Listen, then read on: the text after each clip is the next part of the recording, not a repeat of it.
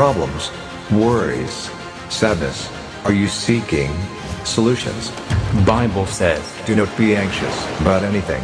Instead, pray about everything. Choose faith over fear.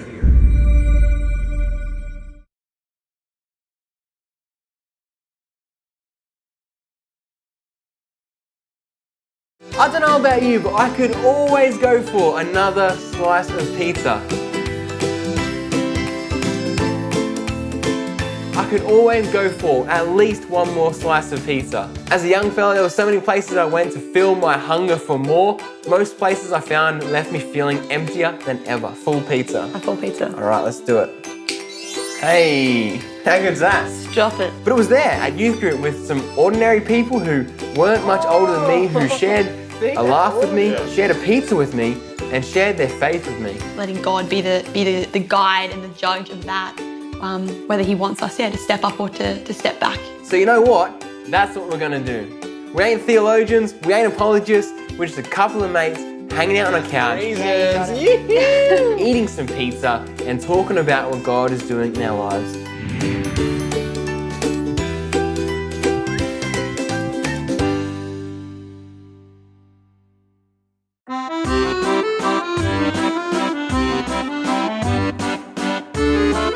Don't you just hate it when you burn your pizza? What if I told you there was a way that you could get away with not burning your pizza? Today I'm joined on another slice of pizza with Georgina, and she's going to tell us about how to not burn out in ministry. Georgina, how you going? G'day, I'm going really well. Thanks for having me. Thanks for coming. It's good to have you here. Yeah, I'm keen for some pizza and for some chats. Are you hungry? Quite hungry, actually. If you were to have any pizza right now, how would you describe the pizza? Just full. I think just nice and full with lots of things. A full pizza. A full pizza. All right, let's do it. Hey, how good's that? Drop it. All right, let's say a quick grace. Father, Son, Holy Spirit, Amen. God, we thank you for this day, and we thank you for the gifts you've given us, and we pray you bless the food to our bodies and our bodies to your service. Amen. Amen. Father, Son, Holy Spirit, cool. Mind if I serve you up some? Okay, yes, oh please. Oh my gosh. She looks full, so hey. Thank you. No worries. Beauty. Keen. Is this, so I guess this is kind of like a supreme-y? Yeah, I don't know. Lots of veggies going on. Yeah, some chicken, I think. Wow. Oh yeah, that's the goods. What's your favourite pizza? Well, this is great, Supreme. I've become more of a Supreme. I never thought that I would be. I think as a child, your parents always get Supreme. The and veggies, and you're like, what's the point in getting pizza if you're going to, But now, as a mature adult, I'm a Supreme kind of person.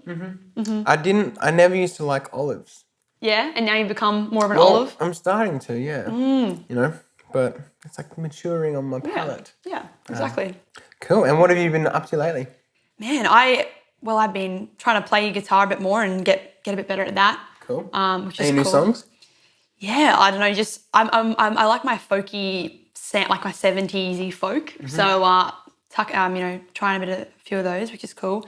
I'd love to get a little bit, I'd love to learn the actual sort of theory behind guitar as well, though. That'd be cool. Maybe one day. My music teacher always was trying to get me to do it. I just never did it. And now I'm like 23 years old. I don't know how to play the guitar properly. I'm like, dang it. That's going to be me. Cool. And you're studying as well, yeah? Yeah, I'm just tucking into the pizza. I'm studying it in Queensland at the University of Queensland. Yeah. Politics, economics, philosophy. Cool. Which sounds cool than it Bit of is. this, bit of that. Maybe we'll talk about that in a moment, but jack of all trades, master of none. So that's cool. Economics is the bane of my existence, super hard, just for me, not for anyone else in my course, so that's cool. You think that? I think that. But there's people that are looking at you going, man, she's smashing it. Yeah, maybe. I don't know. Yeah, perhaps. I'll take that. I need that, so I'll take that. Yes. But yeah, you're studying too. Yeah, I'm actually studying theology, so loving it. ACU, just philosophy at the moment. That's awesome. It's how do we know that we exist? Hectic. Very cool. And have you ever had an experience where you, I was thinking about this on the way here, where you're entertaining people and you've got people over at your house and maybe you feel the need to be hospitable and you're starting to give them a drink and give them something to eat, but you also feel the need to entertain them. You're right. I got to make them laugh, otherwise they won't come back. 100%. I think as a massive extrovert, like I love having people over. So if I'm going to have people over, it's going to be like 15, right? Only problem with that is that I'll start cooking. Actually, this pizza reminds me, like I'll start cooking dinner like 5 minutes before everyone rocks up. So one time it was 5 minutes before, I invited people over, I've got all the drinks, yep, check. Have I actually cooked anything? No. We don't want it to be cold when they get there. It's true. Yeah, again, I'll take that. Like that's the reason why I didn't cook, obviously. But yeah, so looked up a recipe, saw 12 eggs and like 7 veggies. Yeah, we had all that stuff. Yep. Cracked all the eggs into a shepherd's pie dish. Yep. Just cracked them straight in. Cut up veggies and chucked it all in. Put it in the oven and it just made a quiche. So that was good. Bob's your uncle. There we go. Yeah, Bob's your uncle. Yeah, Exactly. So that was good. I don't know. Yeah, so I'm not a cook, but that worked out for me. Did it satisfy everyone? Was it good? No. Which was unhelpful. Actually, yeah, thanks for reminding me. Yeah, it was 15 people and a quiche that probably could feed about 5. So people were hungry. Yeah. But the conversation filled them, let's say. Sure. Yeah, I'm going to... I had people over just the other night actually, and I was making pizza. Mm-hmm. The first part of the night was horrible because I decided to make my own dough, but the yeast I used was dead, so even that didn't work. So then we had to go to the shops and buy pizza bases. And then because I was like, as I said before, because I was like trying to entertain them, but I was also trying to make them a meal. I'm trying to do all these things at once. The first pizza that came out, perfect. I was like, this is a beauty. Luckily, it's not mine. Gave it to Cam, and then I was like making another pizza. And then by the time I got to my pizza, I was so like spread between different places that my pizza came out and it was like black. And I was like, I should have paid more attention. This is how I wanted it. Amazing. Yeah, I love burnt pizza. Everyone's like, oh, okay, that's cool. But I think it's just true. I think when we try to do too many things at once, like we actually do none of them well. And Definitely. so yeah, we're here to talk about, I guess, how to not burn out in ministry. And I've had the privilege of working with you, and I know that you're really busy and really involved in the church. Like, what are some of the different things you do to keep yourself busy? Yeah, well, I think I felt after high school a real sense of, wow, I need to find some things again to feel passionate about. So last year I stepped up at my university to be a vice president in my Catholic society there, which has been a great joy. In my parish, I'm a youth coordinator as well. And you mentioned Reclaim. So there's a young adult ministry in Brisbane that we have really great speakers come in and speak to about 50 young adults every month. Also, I think I really wanted to give back to the poor as well. So once a week or once every couple of weeks, volunteer at Emmanuel City Mission, which is a really awesome homeless shelter in Brisbane on Saturdays. So yeah, a few fingers and a few pies. Yeah. Keep yourself pretty busy, eh? Yeah.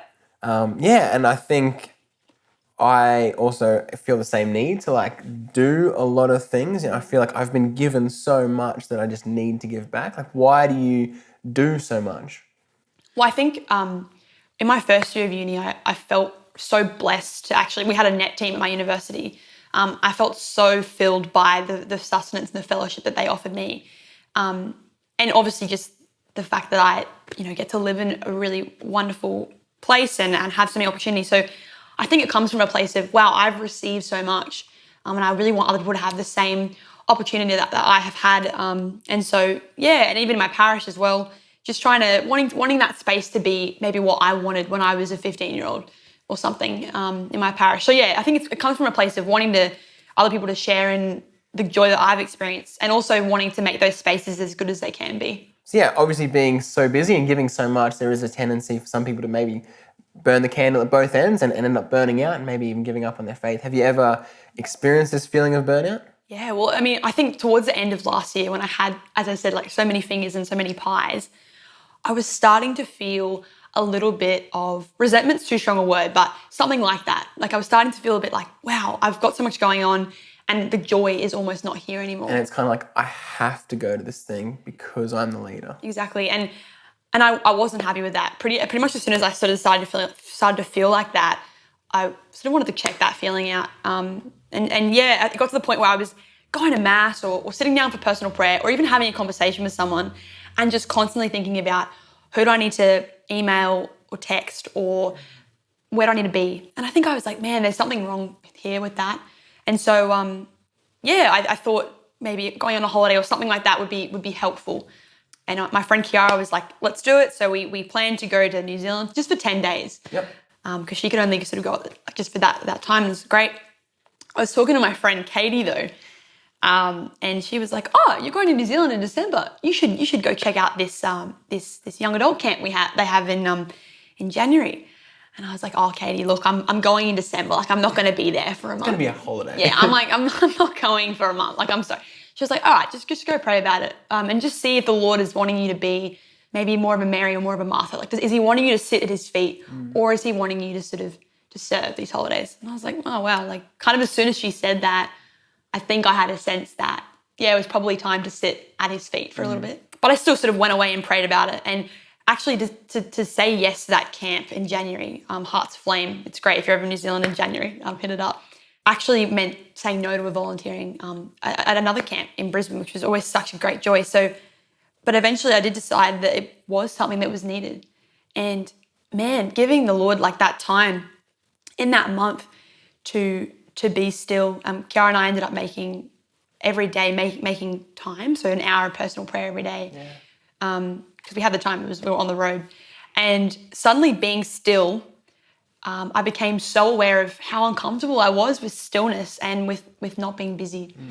And therefore how important it is to make that time in my life.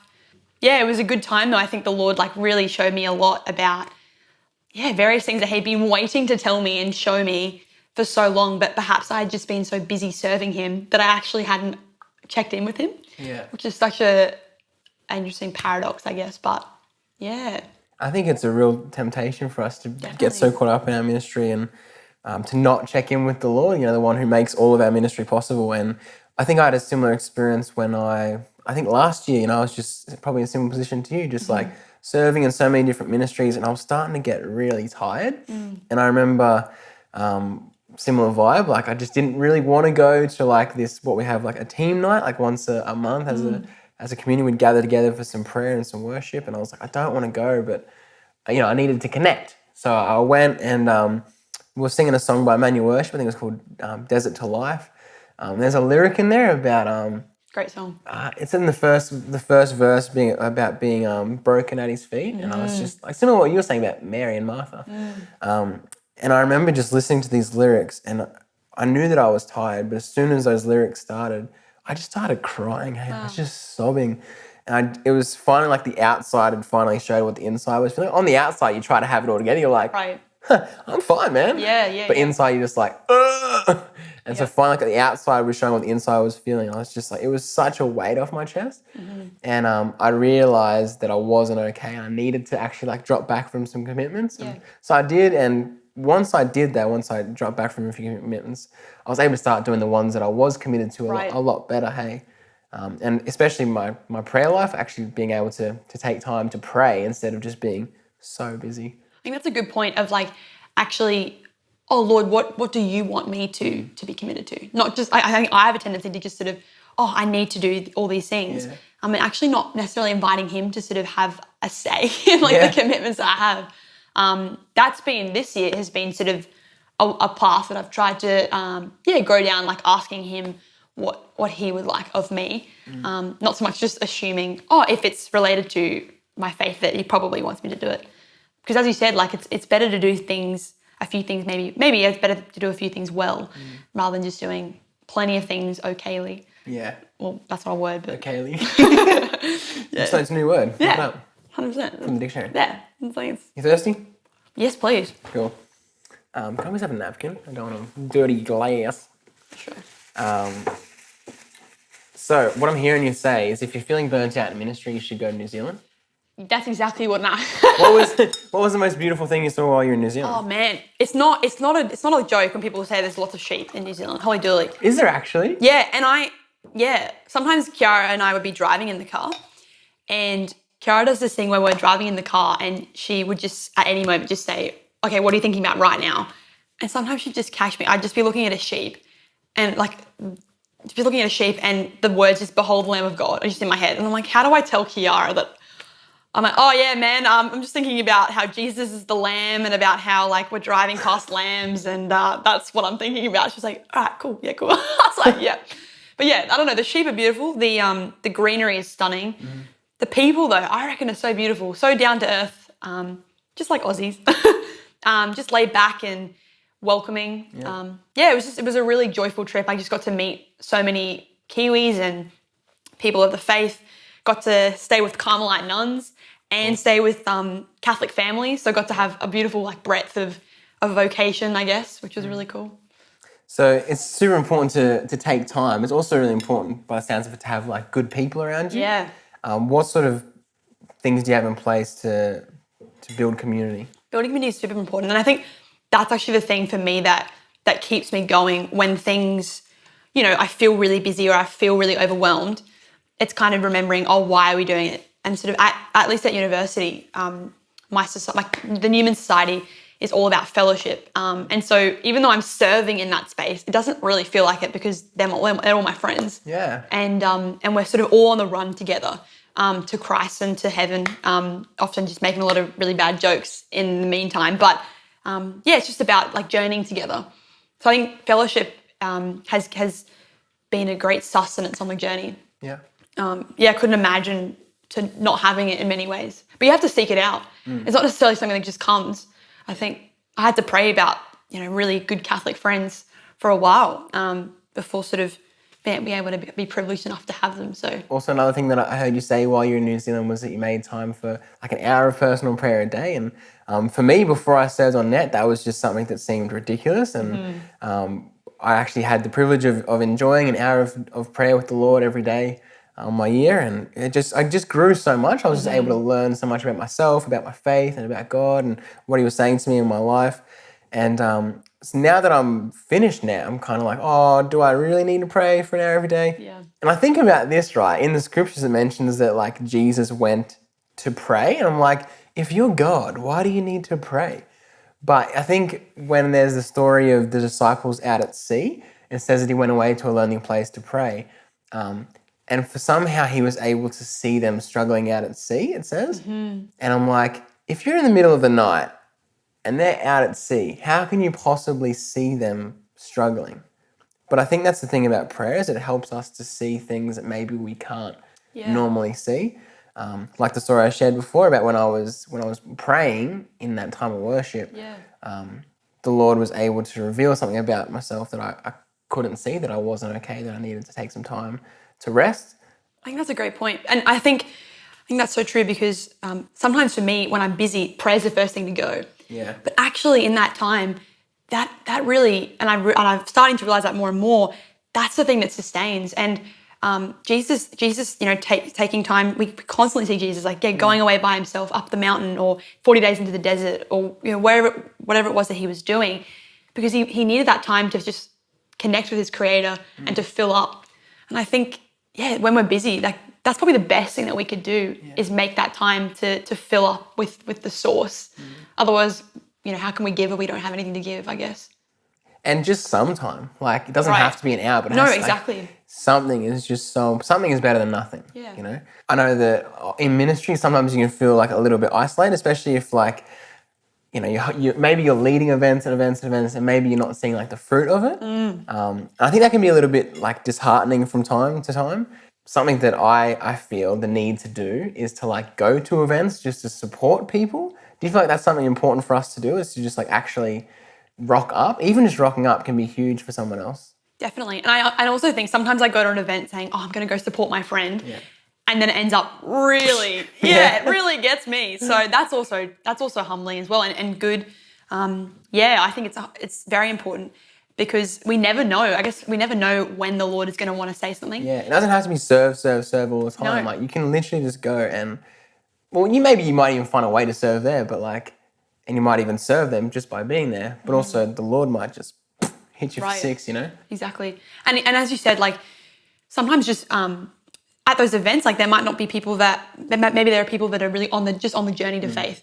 And if it's a worship event, I know for me growing up, seeing other people worship really had an impact on me in terms of stepping out more boldly in that space. Yeah. So you can always be serving, but maybe it's just not an intentional serving. So So if you give any encouragement to our viewers about how to not burn out in ministry, like what would it be? Yeah, I think as we've sort of spoken about, it's really important to take that time away. Maybe you don't have to go to the desert for 40 days. But I know near me I have a mountain, Mount Cootha. So sometimes I just take my phone, not to use it, just for safety, and just walk from my house to the top. And that's a good time because it's important to just be silent and to just be open to the fact that maybe something or maybe nothing's going to be spoken to me that day. So maybe on that note, taking time away, wherever that is, maybe that's in New Zealand, maybe that's at Mount Cootha, making it a time for prayer, whether that's an hour or 5 minutes, whatever commitment that needs to be for you, just to allow the Lord to speak and to allow yourself to be still. And I guess all of this helps us to know ourselves better, to know whether or not we need to step up more or to say no to a few things. And ultimately letting God be the guide and the judge of that, whether he wants us to step up or to step back. Yeah, I think you spoke some truth there. I heard Bishop Greg once say, he was like, I was a Carmelite priest for 30 years, and you're like, oh my goodness, this guy's about to say something truth. And he's just like, and do you know what I learned in prayer is? I'm like, tell me, you have to know. 30 years, man, Yeah, my gosh. And he goes, prayer is knowing and loving yourself the way God knows and loves you. That's beautiful. And I think it's true for all of us. So let's take time this week to pray, to know the God that loves us and know why he loves us and how he loves us. So there's your slice of peace for the week. It's not burnt, so don't go and get burnt. Take some time to pray. And we're going to finish this pizza, eh? Please. Keen? Let's do it. Hey, smashed it. Amazing. Cool. Thank you for joining us. Join us next week for another slice of pizza, hey? Hey, how you going? I hope you're doing well. I hope you're not burnt out. And if you are, do something about it. We really hope that these shows are really, equipping you for your mission as Christians. And we hope that they're really blessing you. And if they are, make sure you're following us on all of your different social media feeds, Facebook, Instagram, wherever you get your podcasts. And you know where to find us. Every week, Monday night, we'll be here at another slice of pizza on Shalom TV. See you later. A lot of talk in our church today about the new evangelisation, and we might ask, well, what's new about the new evangelisation? One thing that's new is that we're trying to renew the faith in people who should already be Catholic, should already be Christian. Individuals, families, communities, whole cultures that need to rediscover the gospel. And so what's new is that they're getting a new shot in the arm of faith, of evangelisation. Another thing that's new about it is the way that we do that. And the new media and groups like Shalom World TV are very important for bringing the gospel anew to our cultures, to our families, to each of us individually. And so I encourage all the viewers of Shalom World TV, and I encourage Shalom World TV themselves to keep up the good work, to keep watching this channel and to keep up the good work of presenting the Catholic faith to our world today.